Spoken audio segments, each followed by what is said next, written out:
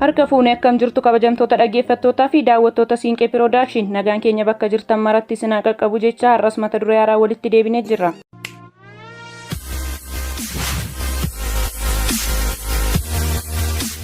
Obbo Tamasgeen Xuruunee ittaanaa muummicha ministeeraa Ambaasaadder Taayyee Asqasillaasee ministeera haajaa alaa ta'uu muudaman kan jedhan irratti oduulee qindeeffannee qabna. Hamma dhumaatti nu hordofaan affeerraa keenya maatii Siinqee Piroodakshin yaada keessan sheer nu gochaa kan jirtan galatoomaa jecha chaanelii kanaaf namoonni haaraa taatan laayik sheer sabiskiraayib gochuu hin dagatina.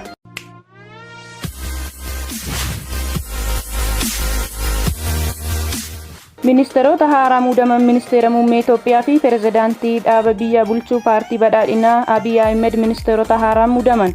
Paarlaamaan Itoophiyaa isaa idilee 15ffaa wayita gaggeessaa jiru aangawoota muummee ministeera Abiy akka muudamaniif dhiyeessan raggaaseera. Bu'uuruma kanaan dhaabbata biyyoota gamtoomaniitti ambaasaadara Itoophiyaa ta'uun waggootaaf tajaajilaa kan turan ambaasaadder Taayyee Asqasillaasee ministeera haajaa alaa Itoophiyaa ta'anii muudamaniiru.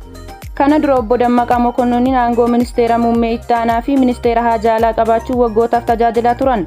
Amma garuu aangawoota lamaaniif ministeeronni mataa mataa muudamaniiru.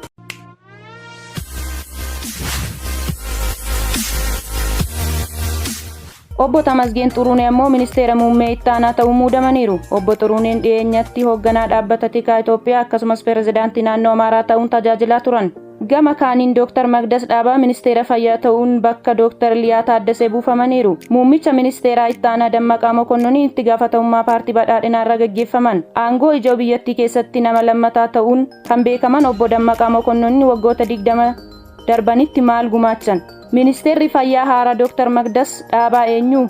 Dr. Magdas Dhaabaa dhaabbata fayyaa addunyaa keessatti gargaartuu daayirikteera olaanaa dhaabbatichaa ta'uun tajaajilan. Dr. Magdas ispeeshaalistii da'umsaa fi gaayinaakooloojistii ta'uun biyya keessattis tajaajilaa akka turan muummichi ministeeraa Abiy ibsaniiru. Dr. Magdas Itoophiyaa keessatti ispeeshaalistii karoora maatii fi fayyaa wal hormaataa isaan jalqabaa akka ta'an gabaafameera. Ambaasaadder Taayyee fi Dr. Magdas miseensa paartii badhaadhinaa ta'uu baataniyyuu muuxannoo fi beekumsi isaanii biyya waan fayyaduuf muudamni kun akka kennameef muummichi ibsanii jiru. Finfinneetti dhalattee kan guddatte Dr. Magdas Dhaabaa Fayyisaa hakiima ulfaa fi gadameessaati.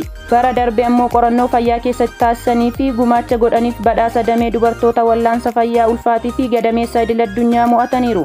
Gargaartuu Piroofeesaraa kan ta'an Dr. Magdas akka lakkoofsa Itoophiyaatti fulbaana 2015 irraa kaasanii hanga aangoo amma itti muudaman kanatti dhufanitti dhaabbata fayyaa addunyaa waajjira muummee Jeneviitti argamu keessaa hojjechaa akka turan fuula liinkiin isaanii irratti hubatameera. Isaan dura ammoo kolleejjii Miliyeeniimii Phaawulos keessatti akka lakkoofsa Itoophiyaatti bara 2010 irraa kaasee piroofeesara gargaartuu ta'uun hojjetaa turan. Akka lakkoofsa Itoophiyaatti guraandhala 2012 irraa kaasee waggoota lama walitti aansee pirezidaantii waldaa gadameessaa fi hakiimota gadameessa Itoophiyaa ta'uun kan tajaajilan yoo ta'u bara 2014 hanga 2015tti ammoo daayirikteera olaantuu wiirtuu fayyaa wal hormaataa fi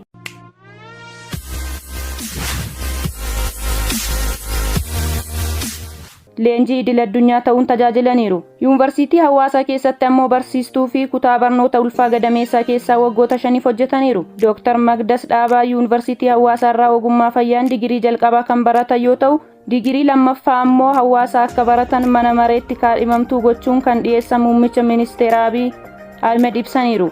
Digirii lammaffaa ammoo fayyaa hawaasaa akka baratan mana mareetti kaadhimamtuu gochuun kan dhiyeessan muummichi ministeera Abiy Ahmed ibsaniiru. Itti aansuu Yuunivarsiitii Finfinnee irraa hakiima ulfaa fi gadameessaa barachuun eebbifamaniiru. Ambaasaadder Taayyeen osoo waadaa seenanii madda suuraa FBC ministeera haajaa alaa kan ta'an ambaasaadder Taayyee Asqasillaasee dippiloomaatota muuxannoo waggaa dheeraa qabanii fi ammaan kana hojii irratti argaman keessaa dursan kan eeramanidha. Waggoota 30 oliif walitti dhufeenya idil addunyaa fi damee dippiloomaasiitiin biyya isaanii kan tajaajilan ambaasaadder Taayyee Asqasillaasee ministeera dhimma alaatti biyyoota garaagaraatti akkasumas biyyoota gamtooman UNA keessa tajaajilaniiru. Ambaasaadder Taayyeen gama barnootaatiin Yuunivarsiitii Finfinnee irraa saayinsii siyaasaa fi quunnamtii idil addunyaatiin digirii jalqabaa kan argatan yoo ta'u, biyya Ingilizii Yuunivarsiitii Laankasaar irraa ammoo digirii qorannoowwan lammataa isaanii quunnamtii idil addunyaa fi tarsiimootiin argataniiru. Gorsaa imaammata dhimma alaa ministeera muummee ta'uun hojjetaa kan turan ambaasaadder Taayyeen daayirikteera olaanaa dhimmoota Ameerikaatti hanga ittaanaa ministeerummaatti tajaajilanii jiru. Kana malees biyyoota gamtoomanitti ergamaa dhaabbata Itoophiyaa waggoota lamaaf ammoo sababii hidha haaromsa guddichaatiin biyya Itoophiyaa waliin baroota falmii keessatti argamtu Masraatti ambaasaadder ta'uun hojjetaniiru. Ameerikaa bakka waggoota dheeraadhaaf dippiloomaatii ta'uun itti tajaajilanitti ammoo biyyoota gamtoomaniin alattis Ameerikaa bakka waggoota dheeraadhaaf dippiloomaatii ta'uun itti tajaajilanitti ammoo biyyoota gamtoomaniin alatti Loonjaasalittis qoonsilaa olaanaa Waashingitanitti ammoo ambaasaaddara itti aanaa imbaasii Itoophiyaa akkasumas Swiidin Istookhoolitti ammoo qoonsilaa ta'uun tajaajilaniiru.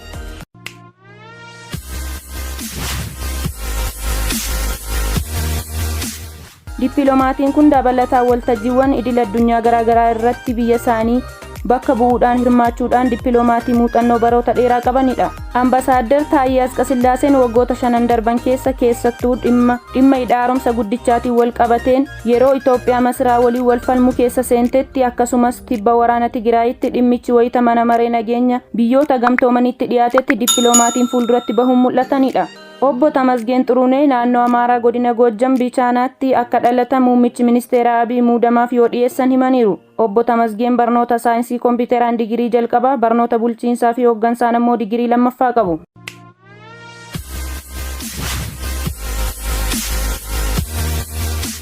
Obbo Tamasgeen gaafatamni mootummaa keessatti qaban loltummaa fi tika wajjin wal qabata. Qondaalli mootummaa kun muummicha ministeera Abiy waliin ejensii nageenya odeeffannoo biyyaalessaa warra hundeessan keessaati. Wal beekumsuu fi michummaa muummicha ministeera Abiy waliin qabanis achi eegale. Obbo Tamasgeen ejensicha hanga sadarkaa daayirekteerummaatti hooggananiiru. Naannoo Amaaraa keessatti gorsaa nageenyaa pirezidaantii naannichaa ta'urraa hanga pirezidaantummaatti tajaajilaniiru. Koomishinara poolisii naannichaa fi bulchaa godina Goojjam Bahaas turan. Pirezidaantii naannichaa ta'uun aangoorra kan turan yeroo waggaa 2 gadi ta'uuf ture. Haa ta'u malee waqtiin sun tibba waraanni Tigraay gaggeeffamaa ture yoo ta'u achi booda gara aangoo daayirekteera olaanaa waajjira tikaa Itoophiyaa ta'uun muudaman. Obbo Tamasgeen Xuruunee waliigaltee Piriitooriyaa waraana Tigraay goolaba keessatti gama mootummaan qondaaltota 7 marii nagaa irratti hirmaatan keessaa tokko turan. Walitti bu'iinsa naannoo Amaaraa keessatti gaggeeffamaa jiru to'achuuf koomaandi poostii gidduu gala ajajaa 4 qabu kan sadarkaa federaalaatti hundeeffame walitti qabus Obbo Tamasgeenidha.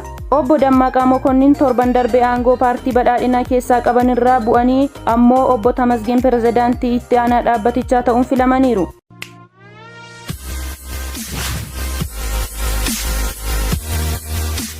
Hayyee kabajamtoota dhaggeeffattootaa fi daawwattoota Siinqee Piroodakshin oduun keenya kan hanga ammaatti turanidha. Oduu biraan hanga walitti deebinutti nagaa. Chaanelii keenya laayik, sheer, sabskiraayib gochuu hin dagatinaa.